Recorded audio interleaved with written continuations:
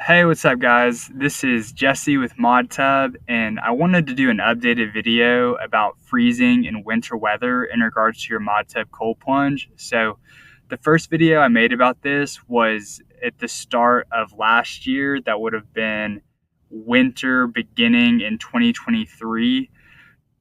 I'm making this video, it's the end of January 2025, so we've been through one whole winter, about halfway through the next winter. So we've learned some things, and I'd like to update everyone.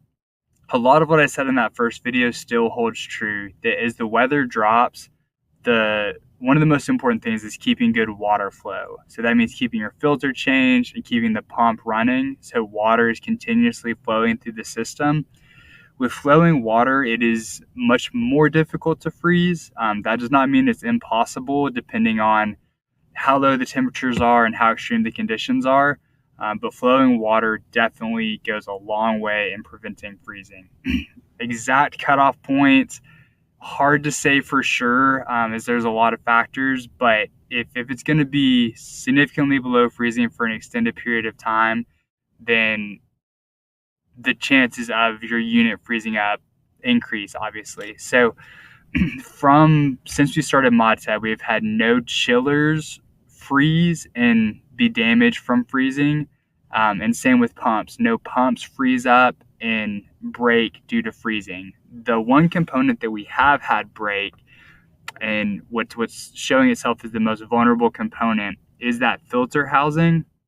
So where your filter cartridge goes in, that can freeze up, and when it does, it usually cracks that whole filter housing. So a few recommendations or things you can do is you can try removing the filter cartridge. Obviously, the water then at that point is not passing through the filter, but it does keep even more water flow, so the water doesn't slow down as much at that point. That can lead to freezing.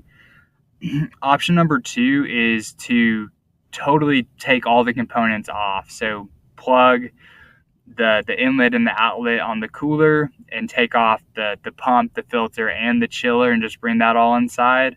Obviously, you lose filtration and you lose chilling at that point. So another option, obviously, is to bring your whole unit inside into a heated garage or something of that nature. But wanted to update that the most vulnerable component is going to be that filter housing. So pay special attention to that as the weather starts dropping really low. But yeah, flow is so important. We've had no chillers break and no pumps break.